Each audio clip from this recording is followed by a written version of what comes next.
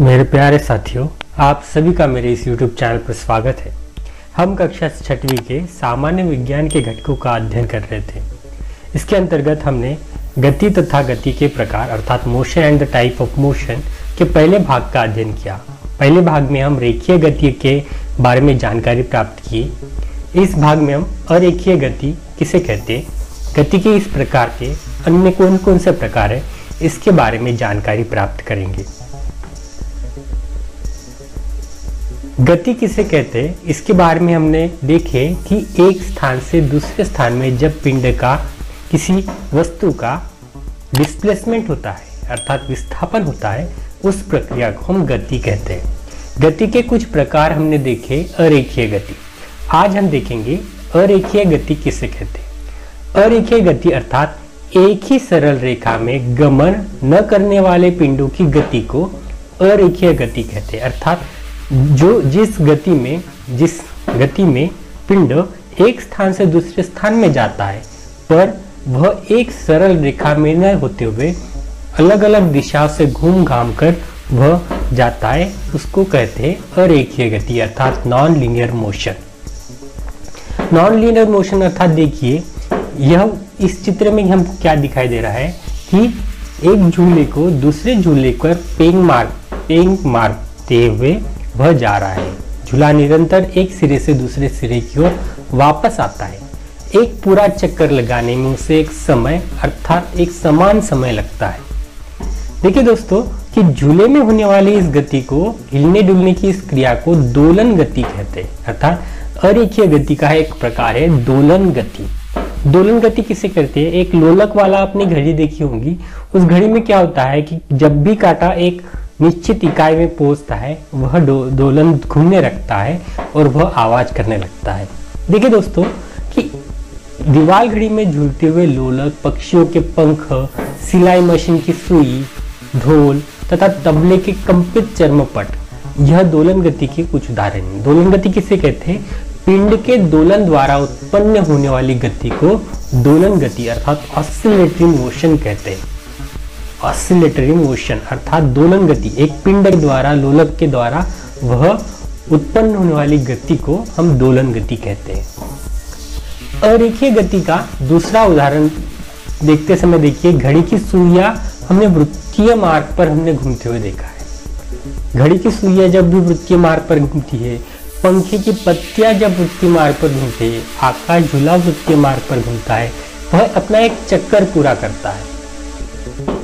पंखा देखिए हमने, आकाश झूला देखे, इसी वृत्तीय मार्ग पर होने वाली इसी गति को हम वृत्तीय गति अर्थात सर्कुलर मोशन कहते हैं। अर्थात जो गति वृत्तीय मार्ग पर होती है, वृत्तीय मार्ग पर होने वाली गति को हम सर्कुलर मोशन कहते हैं। इस चित्र में देखिए, इस चित्र में आपको क्या दिख रहा है कि एक निश्चित आर्ट की दिशा में वह बालक घूम रहा है। अब इस प्रकार की गति को क्या कहेंगे कि जिस गति में गतिशील पिंड एक निश्चित समयांतर में किसी विशिष्ट बिंदु से होकर बार बार गमन करता है। एक निश्चित बिंदु पर होकर वह बार बार गमन कर रहा है, यानी आवागमन कर रहा है, उस गति को हम आवर्ती गति अर्थात पीरियोडिक मोशन कहते हैं। अर्थात निश्चित गति में वह घूमता रहता है, इसको कहते हैं पीरियोडिक मोशन, आवर्ती गति। अरेखीय गति के अगले भाग में हम देखेंगे, देखिए दोस्तों कि तितलियां क्या करती है, निरंतर एक फूल से दूसरे फूल पर जाती रहती है। इस जाते समय उसकी गति की कोई निश्चित दिशा नहीं रहती, वह हमेशा अलग अलग गति से होकर एक स्थान से दूसरे स्थान में जाती है। जिस गति की दिशा तथा चाल सतत बदलती रहती है, हम चाल के बारे में आगे देखेंगे दोस्तों कि जिस गति की दिशा तथा चाल सतत बदलती रहती है, उस गति को हम यादृच्छिक गति अर्थात रैंडम मोशन कहते हैं। यादृच्छिक गति अर्थात रैंडम मोशन। फुटबॉल में जब गेंद एक दूसरे से खेलते हैं, फुटबॉल खेलते समय खिलाड़ियों में भी इसी गति का प्रयोग होता है, यादृच्छिक गति। कोई भी बता नहीं सकता कि किस प्रकार से वह मोशन कर रहा है। घुटने के बल चलते बच्चे तथा घुमंतु जानवरों में भी यादृच्छिक गति होती है। कभी जानवर बहुत तेज गति से जाते हैं, कभी जानवर धीरे धीरे अंतराल में जाते हैं। यह होगी उसकी यादृच्छिक। हमने गति के प्रकार के बारे में देखे तो उसके दो प्रकार हमने देखे। पहला है रेखीय गति। रेखीय गति के हमने प्रकार देखे कि एक समान रेखीय गति अर्थात यूनिफॉर्म लीनियर मोशन। दूसरा प्रकार हमने देखी कि असमान रेखीय गति अर्थात नॉन यूनिफॉर्म लीनियर मोशन। गति का दूसरा प्रकार हमने देखा है अरेखीय गति। अरेखीय गति के प्रकारों में देखे हमने पहला प्रकार देखा है कि दोलन गति ऑसिलेटरी मोशन, ऑसिलेटरी मोशन। फिर वृत्तीय गति सर्कुलर मोशन। फिर हमने देखा है आवर्ती गति अर्थात पीरियडिक मोशन। उसके बाद हमने देखा है यादृच्छिक गति रैंडम मोशन। ठीक है दोस्तों, इसी प्रकार इसमें चाल हम देखते हैं कि चाल किसे कहते हैं। यहाँ पर तय की गई दूरी और दूरी तय करने में लगा हुआ समय का मूल्यमापन किया जाता है। यानी एक इकाई समय में किसी वस्तु द्वारा तय की गई दूरी को उस वस्तु की चाल अर्थात स्पीड कहते हैं। इंग्लिश में इसको स्पीड कहते हैं। स्पीड किसे कहते हैं कि एक इकाई समय में, निश्चित इकाई समय में तय की गई दूरी को उस वस्तु की चाल कहते हैं। अर्थात देखिए, चाल को हम एक मैथमेटिकल फॉर्म में लिख सकते हैं। चाल बराबर तय की गई दूरी डिवाइड बाय दूरी तय करने में लगा हुआ समय।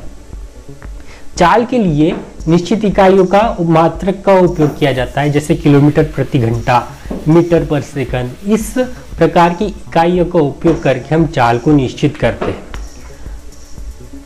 जिस गति की दिशा तथा चाल सतत बदलती रहती है उस को हम यादृच्छिक गति कहते हैं। किसी गतिशील पिंड में सदैव एक ही प्रकार की गति होगी यह आवश्यक नहीं है।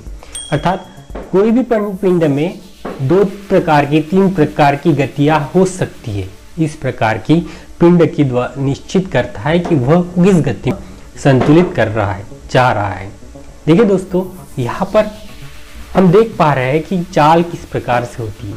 देखिए यहाँ पर हम अपना घटक समाप्त हो रहा है। दोस्तों, परिसर में गतिशील विभिन्न प्रकार के पिंडों की सूची तैयार करो और कक्षा में चर्चा रखो इसमें गति के कौन कौन से प्रकार दिखाई देते हैं। इस उपक्रम के माध्यम से हम परिसर में स्थित, हमारे परिसर में आसपास में स्थित गतिशील वस्तुओं की जानकारी प्राप्त कर पाएंगे और गति के प्रकारों की जानकारी भी हम ले सकते हैं और इसमें हम चर्चा कर सकते हैं। इस उपक्रम के माध्यम से हम इस पाठ की पूरी रूपरेखा हमको पता चल सकती है। दोस्तों, यही में घर में रहिए और सुरक्षित रहिए। हमारे चैनल को सब्सक्राइब कीजिए, लाइक कीजिए और कमेंट्स कीजिए। दोस्तों, तब तक के लिए गुड बाय। घर में रहिए, सुरक्षित रहिए। धन्यवाद।